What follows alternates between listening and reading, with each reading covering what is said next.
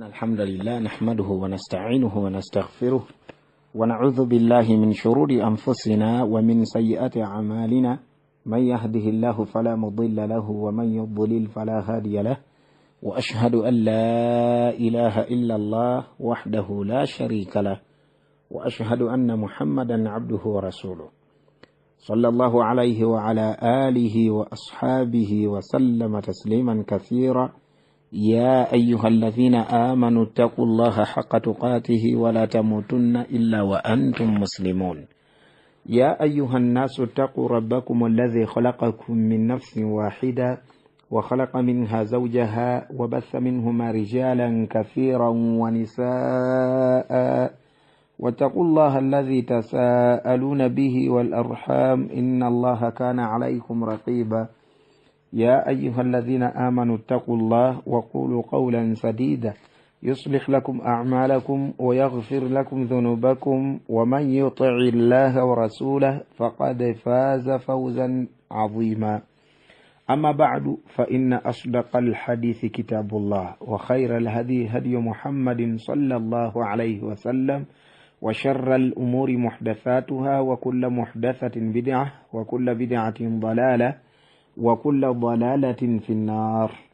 أبرغانا ببتيبوا السلام عليكم ورحمة الله وبركاته. أسعد الله أوقاتكم بكل خير وحياكم الله وبياكم وجعل الجنة مثوانا ومثواكم وحفظكم المولى جل وعلا وبارك الله فيكم. تكم يونتي نمسومو بارك الله فيكم وغيتبوا غتيا سلسلة دروس حول الجنة encyclopedia y'emisomo ejetolera kujja nayo wekitiibwa Allah tabaraka wa ta'ala wa barakallahu fikum. Olwaliro bi'aunillahi tabaraka wa ta'ala wa bi'izatihi tugenda okukwatagana ne lekcha yaffe ya namba 21 lekcha yaffe ya namba 21 era ng'omutwe gwayo gugamba anharul janna emigga gy'ejjana anharul janna emigga gyaki emigga gy'ejjana wa barakallahu fikum. تugamba barakallahu fikum nti akhbarana Allah tabaraka wa ta'ala wekitiibwa Allah azza wa jalla yatubulira dda yatutegeeza dda bi anna aljanna nti mazima ejjana ya Allah tabaraka wa ta'ala tajri min tahtiha al-anhar ekulukutira wansi waayo emigga amakulu emigga gikulukutira wansi waayo ejjana ya Allah tabaraka wa ta'ala. Yagamba Allah wekitiibwa azza wa jalla mu suratul baqara 25 nti wabashiri alladhina amanu era sanyusa abayitibwa abakkiriza wa amilu salihati ne bakola n'emirimu emituufu egyo Allah subhanahu wa ta'ala gyasiimira gyayagala anna lahum jannatin tajri min tahtiha al-anhar nti mazima balina ejjana ekulukutira wansi waayo emigga amakulu kugamba wansi waayo wakulukutirayo emigga wa barakallahu fikum. Wa ahyanan yaqulu ate olusi owekitiibwa Allah tabaraka wa ta'ala agamba nti tajeri min tahtihimul anhar bana abantu b'omujjana nga emigga gibakulukutira wansi waabwe amakulu gikulukutira wansi waabwe wa barakallahu fikum. Yagamba Allah azza wa jalla mu suratul kahfi aya ya 3 nti ulaika lahum jannatu tajri jannatu adnin tajri min tahtihimul anhar ulaika lahum jannatu adnin tajri min tahtihimul anhar. Abonno abayitibwa abakkiriza banna tawhid banna aqida banna sunna balina ejjana ya Allah tabaraka wa ta'ala eya waggulu eyebbeeyi ejjana ejjuddemu ebyengera bya Allah tabaraka wa ta'ala nga tajeri min tahtihimul anhar nga emigga gibakulukutira wansi oba nga emigga gikulukutira wansi waabwe wa barakallahu fikum. وقد حدثنا الرسول صلى الله عليه وسلم عن أنهار الجنة إذا مونغري يمو أمبكا والله تبارك وتعالى yatunyumiza yatubulira ku migga gy'ejjana barakallahu fikum hadithan wadihan bayyinan hadithi eri wadih enyinyonyofu obulungi ennyo erikkiriya obulungi ennyo okiwulidde bulungi ففي إسرائه صلوات الله وسلامه عليه إريه ويجنم إسراء والمعراج نبي صلى الله عليه وسلم رأى 4 أنهار يلبا إمجينا يخرج من أصلها ngajifuluma kwegamba emigejo ngajifuluma okuva mu kikolo oba okuva mu nsibuko yagwo okiwulidde bulungi no dhamiri edda ku gundi ku sidratil muntaha omuti guli okiwulidde gwe bayita sidratul muntaha okiwulidde kakati nga mu nsibuko yagwo oba mu kikolo kyagwo nga mufutukamu emigga ena nga mufutukamu emigga oba muvaamu emigga ena naharani dhahirani emigga ebiri nga myeyolefu gitegereka bulungi nnyo wa naharani batinani ate n'emigga ebiri nga mwana wattu gya wansi oba giri munda okiwulidde fakultu nabbi agamba sallallahu alayhi wasallam neŋŋamba kyenva ŋŋamba ya Jibril owange gwe Jibrilu ma hadhihi al-anhar ate gino emigga migga ki qala Jibrilu n'agamba النهران الباطنان أما النهران الباطنان emigga ebiri egya wansi oba egy'omunda فنهران في الجنة migga ebiri gya mu jjana wa amma الظاهران ate gino emigga ebiri emyeyolefu oba egy'okungulu فالنيل والفرات gwe mugga Nile amakulu river Nile والفرات n'omugga Furat Anil tugumanye bulungi nnyo gusibuka wano mu Uganda barakallahu fikum ne gutambula ne genda paka iri Masr okiwulidde mu Egypt ate al-Furat omugga guno guyitibwa Furat kwegamba gwo guli mu janubu gharubi gundi Asia okiwulidde bulungi mu continent ya Asia janubu gharub yebeera kwegamba south west janubu gharb yebera south west eya Asia okiwulidde bulungi eya Asia omuli Turkey omuli Syria omuli Iraq zense 3 mwe muva omugga ogwo oba mwe mutambulira omugga ogwo ate ng'ensibuko yagwo guva mu nsozi okiwulidde mu nsozi ziri mu ttaka omwo yensibuko yagwo nga bwolaba wano nti source of Nile oba river Nile wali eri mugundi kiyira naki wali gundi kulwejjinja wali barakallahu fikum kakati ne guno bwe gutyo bwe gufaanana barakallahu fikum bwe gutyo bwe gufaanana jazakumullahu khairan wa barakallahu fikum gusibuka mu ttake mu nsozi waliwo ensozi awo bazita Turus okiwulidde ensozi ezo mwe musibuka omugga ogwo guyitibwa al-Furat mwe musibuka omugga ogwo guyitibwa al-Furat wa barakallahu fikum hadithi nga ntuufu eri Muslimu jazakumullahu khairan wa barakallahu fikum mu Bukhari mulimu hadithi ya Anas bin Malik nga nabbi agamba sallallahu alayhi wa sallama nti rufi'at li as-sidra omuti ogwo gwansitulirwa wakiwulidde gwandagirwa wakiwulidde omuti ogwo oguyitibwa sidratul muntaha fa idha 4 anhar ngendo okulaba nga muvaamu emiggeena mulimu emiggeena nahrani dhahirani emigga ebiri yeyolefu bulungi nnyo ate wa naharani batinani n'emigga ebiri nga gya wansi oba kwegamba myekusike n'agamba nti fa amma dhahirani gino ebiri egisoose fanil walfurat yennairo nani ne Furat ate n'agamba nti wa amma albatinani ate giri ebiri emirala fanaharani fil janna egyo emigga ebiri giri mu jjana ya Allah tabaraka wa ta'ala giri mu jjana ya Allah tabaraka wa ta'ala mu ngeri y'emu barakallahu fikum waliwo hadithi eri mu Muslimu nga ya Abi Hurayra ombaka yagamba sallallahu alayhi wa sallama nti sayhan wa jayhan wal Furat wan Nil kullun min anharil janna sayhan mugga wa jayhan nago mugga wal Furat ate ne Furat yono gwe tuwogeddeko wan Nil no mugga Nil kullun min anharil janna jonna kugamba giri mu migga jejjana wa barakallahu fikum wa jazakumullahu khairan kakati Sheikh agamba rahimahullahu ta'ala Allah musasire agamba nti Sheikh gwe twasinga okufolowinga ya Umar Sulaiman ibn Abdullah al-Ashqar okiwulidde mu kitabo kye kitibwa al-Janna wan-Nar al-Aqida fi Dawi al-Kitabi was-Sunnah number 7 al-Janna wan-Nar ejjana n'omuliro gwa Allah tabaraka wa ta'ala wa barakallahu fikum. Kati agamba ki? Agamba nti wala'alla al-muradu obuli awe ekigendererwa min kauni hadhihi al-anhar min al-janna mukubeera nti emigga egyo gya mu jjana anna aslaha minha nti ensibuko yaajo giva mu jjana ensibuko yaajo asluha originally ensibuko yaajo nga gya mu jjana kama anna asla al-insan min al-janna nga bwolaba ensibuko y'omuntu nti yava mu ki mu jjana Allah subhanahu wa ta'ala gye mujja kitaffe Adamu alayhi salatu wassalam. فلا ينافي الحديث ما هو معلوم مشاهد من أن هذه الأنهار تنبع من منابعها المعروفة في الأرض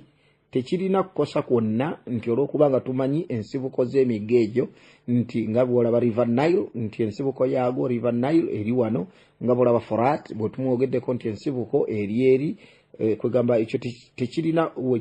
wekikonaganira na kino biidhinillahi tabaraka wa taala nakamu nakeddagala wa barakallahu fikum wa kathara Allahu min amthalikum. Kakati yafundikira agamba nti fal hadith hadithi ngeyo oba hadith ezo ezifaanaganako bwe zityo min umuri al-ghaib ziri mu bintu ebyekwese allati yajibu al-imanu biha ebikakata okubeera nti tulina bikkiriza tulina kubikkiriza twagala wa taslim lil mukhbir anha era n'okwewaayo n'okukakasa oyo abyogedde nti bw'aba abyogedde bw'atyo mazima gennyini agataliiko kubuusabuusa kwonna agataliimu bulimba bwonna naakamu naakeddagala wa barakallahu fikum.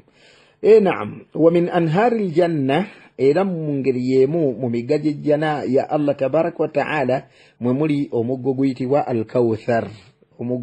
al-Kawthar alladhi a'taahu Allahu li rasulihi sallallahu alayhi wa sallam ogwo owekitiibwa Allah tabaraka wa ta'ala gwe yawa ombaka wa Allah alayhi as-salatu wassalam. Naam Allah tabaraka wa ta'ala yagamba nti inna a'tainaka al-Kawthar mazima ddala nze nakuwa ekiyitibwa al-Kawthar eri mu suratu al-Kawthar aya esookera ddala وقد رآه الرسول صلى الله عليه وسلم وحدثنا عنه نبي صلى الله عليه وسلم omugogo yagulaba era nagutunyumizaako nga mu hadith eri mu Bukhari eya Anas bin Malik nga nabi agamba sallallahu alayhi wasallam nti bainama ana asiru fil janna mwana wattu nali nseyeeya ntambulira mu jjana luyatwalibwayo mu jjana okulambula ejjana ya Allah tabaraka wa ta'ala iz ana binahrin ngenda okulaba mwana wattu nga ndaba omugga okiwulidde nga ndaba omugga hafatahu qibabu durri al-mujawwaf okiwulidde hafatahu kitegeeza ki yani janibaawo enzira zaagwo ebbiri oba enkomerero zaagwo ebbiri entandikwa kale n'enkomerero katugambe bwe tuti edges entandikwa n'enkomerero qibab yani khiyam mizimbo okiwulidde qibab emizimbo gino gye bazimba nga misongovu gisongola waggulu ad-durr kitegeeza al-lu'lu ebyo bya bugagga ebikolebwa kugamba ebimu kubiva mu nankani ebikolebwa kugamba lizina nga bya kwewunda bikolebwamu ebyokwewunda ebyamaanyi ebyamatiribo n'agatagambika al-mujawwaf okiwulidde al-mujawwaf kitegeeza ki lahu jawf alladhi lahu jawf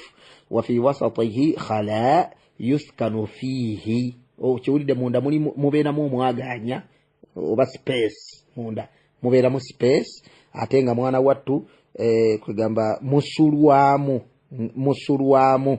kati nabbi sallallahu alayhi wasallama oluvannyuma lw'okulaba ebyo qultu agamba nti neŋŋamba ma hadha ya Jibril ate ekyo ki owange wo Jibril qala Jibril kyava mugamba nti hadha alkawthar ogwo nno gwe mugga oguyitibwa kawthar alladhi a'taaka rabbuka ogwo omulezi wo Allah tabarak wa ta'ala gwe yakuwa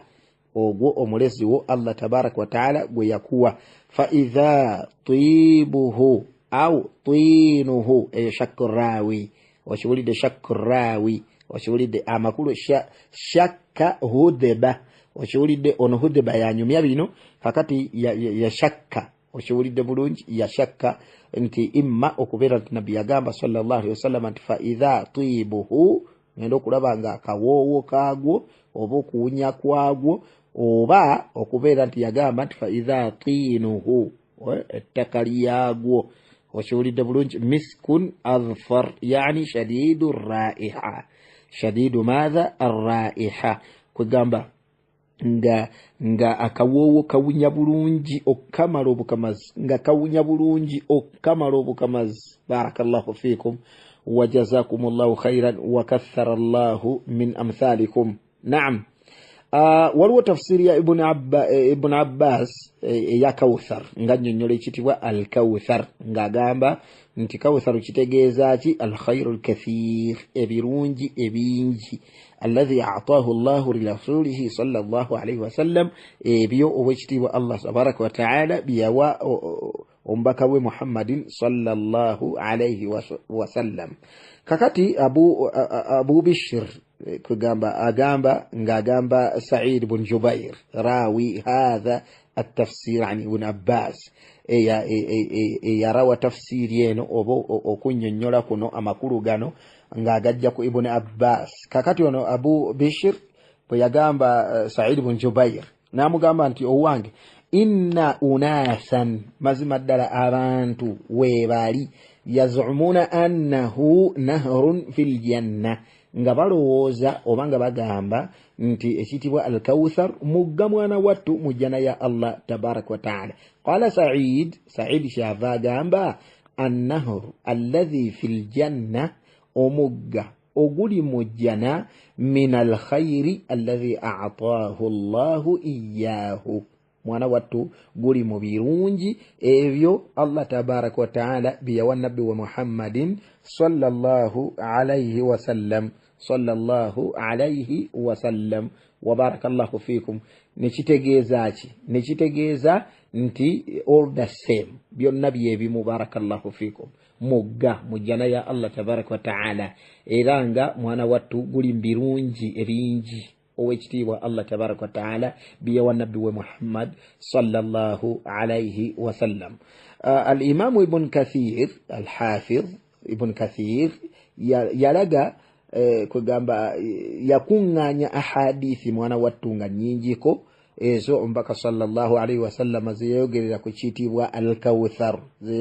kitibwa al-Kawthar ku mugogwo washulidde bulungi era nga ne mu hadithi ezo muli hadithi erimu mu sahih Muslim okiwulidde nga ya Anas ibn Malik nga nabbi agamba sallallahu alayhi wa sallam hina unzila alayhi inna a'tainaka al-Kawthar ayeyo oba esura eyo bwe yamukkaako oba bwe yamusibwako inna a'tainaka al-Kawthar okiwulidde kakati nabbi yagamba atya sallallahu alayhi wa sallam yagamba ataderuna mal Kawthar abange mumanyi ekiyitibwa al-Kawthar kyeki mumanyi ekiyitibwa al-Kawthar kyeki qalu basahaba kibava bamugamba kibava muwanukula ne bamugamba nti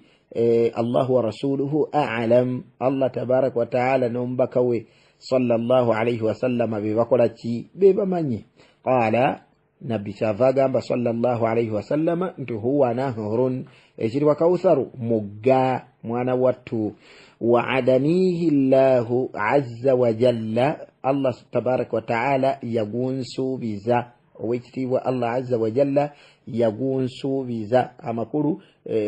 nti gugwe gwa nabbi sallallahu alayhi wa sallama nagamba nti alayhi khairun kathir guliko ebirungi biyitirivu okamala obukamazi gulina ebirungi biyitirivu okamala obukamazi wa barakallahu fikum kateno hadithi egase tafsiri zombi era neraga nti mwana wattu kiri ekyokubeera nti al-Kawthar mugga n'abagamba nti al-kawtharu bye birungi ebingi mwana wattu byonna odaseemu byonna bye bimu wa barakallahu fikum wa jazakumullahu khairan mu ngeri yemu yalaga hadithi al-Hafiz ibn Kathir yalaga hadithi ya Anas ibn Malik erimu musnad gwa Imam Ahmad nga nabi agamba sallallahu alayhi wa sallama nti u'titu al-kawthar nawebwa omuggogo oguyitibwa al-kawthar fa idha nahrun yajri ala dhahri al-ard omugga ogutambulira kugamba fa idha nahrun yajri ala dhahri al-ard kugamba muvamo omugga ogutambulira ala dhahri al-ard kugamba kunsi okiwulidde kunsi nagamba ti hafatahu qibabu al-lu'lu ogenda okwetegereza nga kugamba saidi zaagwo entandikwa n'enkomerero janibahu nga bwe twagambye entandikwa n'enkomerero saidi zizombi eno neeri nga qibabu al-lu'lu okiwulidde nga qibabu al-lu'lu kuliko emizimbo gya lu'lu gyamatiribona okiwulidde gyamatiribona laisa masfuqan kugamba nga ate simisereke okiwulidde nga simisereke kati nabi agamba sallallahu alayhi wa sallama fadarabtu biyadayya ila turbatihi kyenva nkuba n'emikono gyange gyombiriri oba kyenva nkwata n'emikono gyange gyombiriri nenkuba nankani ku mizimbe egyo egiriko ku mizimbe egyo egiri ku nkomerero n'enkomerero bwe nkubako bwe nti n'emikono gyange gyombiriri fa idha turbatuhu miskun adhfar okiwulidde ngenda okugira masha Allah ng'ettaka lyagwo ng'ettaka lyagyo emizimbe egyo ng'ettaka lyagyo subhanallah miski buwowo buli obw'amaanyi obuwunyi obulungi okukamala obukamazi obuwunyi obulungi okukamala obukamazi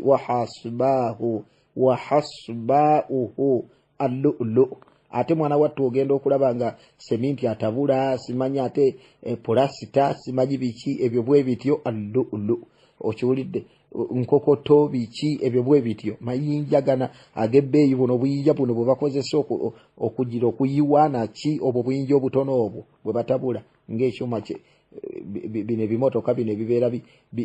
bitabula nankanengo obukokoto obwo okiwulidde al-lu'lu bwe buli bupaalo okiwulidde bwe buli bupaalo obwo obuyinja bwa gundi obuyinja bwe bakozesa okiwulidde bu small stones obwo kugamba nga paalo barakallahu fikum kakati mu riwaya endala mu musnad era ogwa Imam Ahmad era ng'eva ku Anas ibn Malik yarfa'uhu nga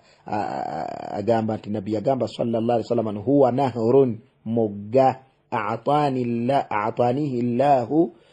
fil janna Allah tabarak wa taala gwe yampa mujjana turabuhu misk ettaka lyagwo mwana wattu Allahu akbar miski buwowo bunyo obulungi ennyo naga nti ma'uhu abyadu min al-laban amazzi gaagwo meeru okamala obukamazi okusinga n'amata wa ahla min al-asali ate nga mwana wattu gawooma nnyo okusinga n'omubisi gw'enjuki okusinga n'omubisi gw'enjuki agamba nti tariduhu tuyuru obunyonyi mwana wattu bugenda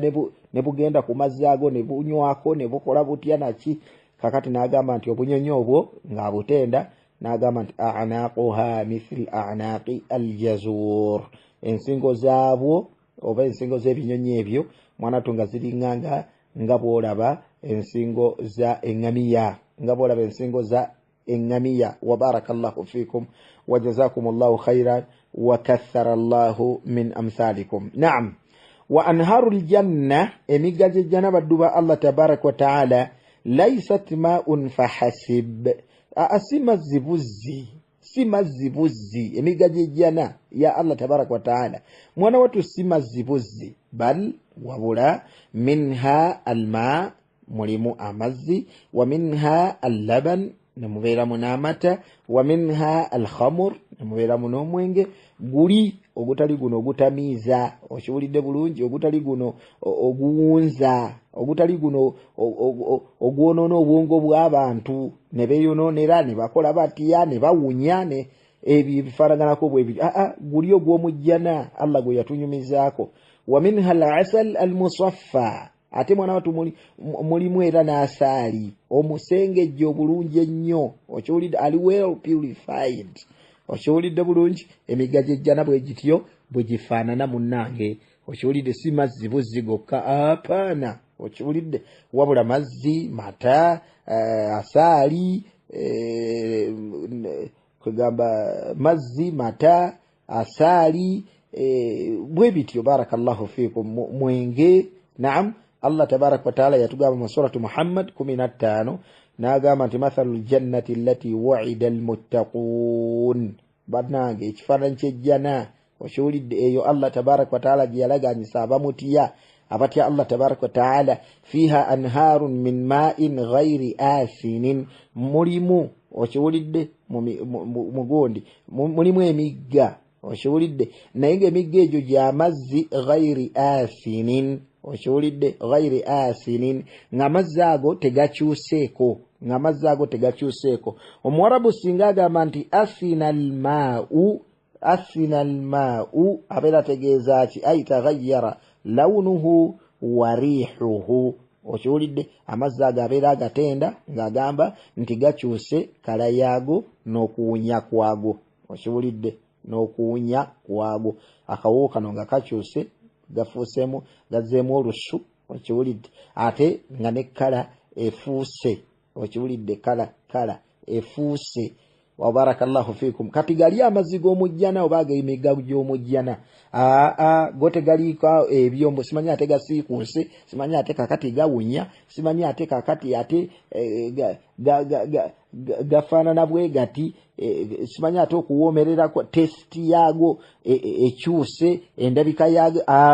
tebiriimu ebyo mu mazzi gali ago ag'emigga gy'omujjana kati Allah n'agamba nti wa anharu min labani lam yataghayyar ta'muhu n'emigga nga gy'amata okiwulidde bulungi naye ng'ate amata ago tegakyusaako ku mpooma yaago empooma esigala eri origino si bye bino eby'oku dduniya amata gaafudde simanyi ate gawunya ekisu simanyi ate gafaanana gati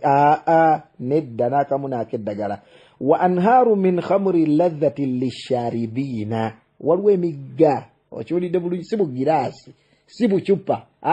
wabula migga nga gya mwenge ladhati lisharibiina nga mwana watu guwoomera abagunywa so si kunywa ate omuntu n'asinika obunnyo nga bwe banywa akati guno gw'oku dduniya oli agukomba bwe ate n'asiniikirira okiwulidde bulungi n'akomba eby'omujjana si bwe bityo guno ladha okiwulidde ladhiidh kwegamba guwooma mwana watu gwagonjebwa gwagonjebwa okamala obukamazi eri abo abagunywa nga gubawoomera teguleeta hangover tegutamiiza teguwunyisa muntu n'akamu n'akeddagala kati Allah n'agamba subhanahu wa ta'ala nti wa anharun min asalin musaffa ate nga mulimu n'emigga nga gya mubisi okiwulire ogw'enjuki nga guli well purified nga musengejje bulungi nnyo teguliimu bino bicyafu si feeke si ki n'akamu n'akeddagala wa barakallahu fiikum wa jazakumullahu khairan wa kathara Allahu min amthalikum mu sunan Tirmidhi nabbi sallallahu alayhi wa sallam mulim hadithi ya Hakim ibn Muawiya nga nabbi sallallahu alayhi wa sallam atugamba nti inna fil janna bahrul asal mujjana bahrul asal mujjana mwana watu mulimu ennyanja oba semayanja nga wasaali wa bahara al-khamr ate nembeeramu semayanja nga wa mwenge wa bahara al-laban ate nembeeramu ne semayanja nga wa mata wa bahara al-ma ate mwana watu nemubeeramu ne semayanja ocean okiwulidde bulungi ocean bahru kitegeeza ocean si lake eyitibwa buhair mu Luwarabu leke eyitibwa buhair akayanja okiwulidde buhair kakati bahar ye ocean okiwulidde bulungi gye bayita ocean wa barakallahu fikum kati zino oceans ez'omujjana subhanallah zino oceans ez'omujjana nosanga ocean nga yasaali nosanga ocean nga ya mwenge guli gwe twayogeddeko gwe twatenze Allah gwatenda wano mu surah Muhammad n'osanga ocean nga y'amata, ocean nga y'amazzi. Okiwulidde bulungi, gali agatafuukuuka agatakyuka. Okiwulidde bulungi. Kakati agamba Nabbi sallallahu alaihi wasallama nti thumma tanshaqu al anhaaru ba'du, oluvannyuma emigga gifuutuka omwo muzi ocean zeezo. Okiwulidde, muzi ocean zeezo nga Sheikh watugamba wano nti fa anhaarul janna, emigga gy'omujjana tanshaqu min tilka al bihar, jiva mwana wattu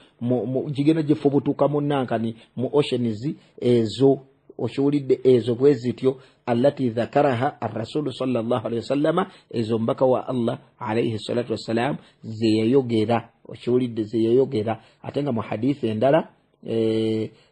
Nabbi sallallahu alaihi wasallama yatubuulira ku nahar, ku mugga oguyitibwa Bariq. Omugga oguyitibwa Bariq yakuna ala babil janna, ogugenda okubeera ku mulyango gw'okujjana, ku mulyango gw'okujjana. Wayakunu shuhada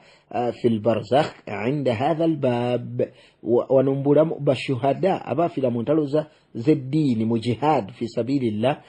wano mu bulamu bwabwe obwa wakati awo, yani qabla yaumi alqiyama wa ba'da alhayati dunya, bavudde mu bulamu bw'ensi ate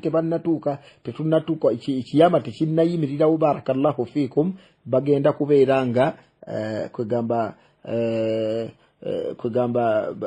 benjoyinga babeerako munankale mu muggoogwo guli kwegamba ku babu ya janna, ku mulyango gw'ejjana. Okiwulidde bulungi, ku mulyango gw'ejjana. Wa barakallahu fikum. Bagenda kubeera awo balindiridde naki bwe bityo. Wa barakallahu fikum. Kakati mu hadithi eri mu musnad Imam Ahmad ne mu Tabarani Mustadrak al-Hakim ya Ibn Abbas, okiwulidde Nabbi yagamba sallallahu alaihi wasallam ash-shuhada abafira mu jihad. Barakallahu fikum. Abafira mu jihad fi sabilillah, mukubulya Allah tabaraka wa taala, ala bariqi nahrun bibabil janna. Okiwulidde bagenda kubeera mu muggoogwo, nago nnyonnyola nti nahrun bibabil janna, mugga ogugenda okubeera ku mulyango gw'ejjana, oba guli ku mulyango gw'ejjana. Wa barakallahu fikum. Kubanga ejjana weeri, okiwulidde era nagwo weeguli, omugga oguli ku mulyango gw'ejjana. Kati n'agamba nti fi qibbatin khadra, eri waggulu. Okiwulidde bulungi, sama eri waggulu. Wa barakallahu fikum. Agamba ki? yakhruju alayhim rizquhum, oba yukhraju alayhim rizquhum min aljanna bukratan wa ashiya, riziki yaabwe ng'ebajjirwayo mu jjana. Okiwulidde bulungi, obudde obw'okumakya n'obudde obw'akawungeezi, obudde obw'okumakya n'obudde obw'akawungeezi. Wa barakallahu fikum wa jazakumullahu khairan wa kathara Allahu min amthalikum. Ibn Kathir bwe yali ayogera ku ekyo yagamba nti kaanna shuhada aqsam, nti bashuhada balinganga mwana wattu abalimu emitendera. Okusinzira ku hadithi eyo balinganga abalimu emitendera. Okiwulidde. Kati n'agamba nti minhum man tasrahu arwahuhum fil janna, nga bwe tukimanyi obulungi ennyo era bwe twajjanga tusoma nti mulimu nga bali bashuhada emyoyo gyabwe nga gigenda kubeera nga giseeyeeyeza gibuukira mu jjana ya Allah tabaraka wa taala. Kuba twalaba ng'emyoyo gy'abakkiriza abo bashuhada owekitiibwa Allah tabaraka wa taala agiteeka mu binyonyi. Okiwulidde, ebirungi ebya kiragala ebigenda nga bibuukirako ne mu jjana eyo owekitiibwa Allah tabaraka wa taala. Kati mulimu abafaanaganako bwe batyo. Wa minhum man yakunu ala hadha an-nahr bibabil janna, ate ne mubeeramu abagenda okubeera mu muggoogwo oba ku muggoogwo wali ku mulyango gw'ejjana, ku mulyango gw'ejjana. Okiwulidde bulungi. Kakati n'agamba nti waqad yuhtamal an yakuna muntaha sayrihim ila hadha an-nahr. Ate kisoboka bulungi nnyo okubeera nti si bya aksaamu wabula nti okubeera nti bonna muntaha sayrihim, enkomerero yaabwe. Okiwulidde bulungi, kwegamba bagenda okugira bwe bati bano batambudde eri enkomerero nga bajjaawo ku mulyango gw'ejjana. Okiwulidde bulungi, ku mulyango gw'ejjana. Wa barakallahu fikum. Nga bajja kukolawo ki? Fayajtami'una hunaka, ne bakuŋŋaanira awo. نبكونغانira awo ويغدى عليهم برزقهم هناك ويراح wakiwulidde kati ne babeera nga bagabirirwa riziki yaabwe obudde obw'okumakya n'obudde obw'akawungeezi obudde obw'okumakya n'obudde obw'akawungeezi oba obw'olweggulo wa barakallahu fikum wa jazakumullahu khairan wa kathara Allahu min amthalikum olwayo biidhnillahi tabaraka wa taala katukomaawo barakallahu fikum omutwe gwaffe gubadde gugamba anharul janna emigga gy'omujjana emigga gy'ejjana wa barakallahu fikum wa kathara Allahu min amthalikum tusaba Allah azza wa jalla ya rabbi atuwejjana tusaba Allah wekitiibwa azza wa jalla abeere nga atuwejjana ye yekitiibwa wa barakallahu fikum atutaasa omuliro gwe atusobozesa owekitiibwa Allah tabaraka wa taala okubeera nti ejjana eyo tugikolerera okiwulidde tukola ebyo ebinaatuviirako okubeera nti atusaasira atusonyiwa atuyingiza ejjana ye yekitiibwa owekitiibwa Allah tabaraka wa taala wa barakallahu fikum سبحانك اللهم بحمدك أشهد أن لا إله إلا أنت أستغفرك وأتوب إليك والسلام عليكم ورحمة الله وبركاته.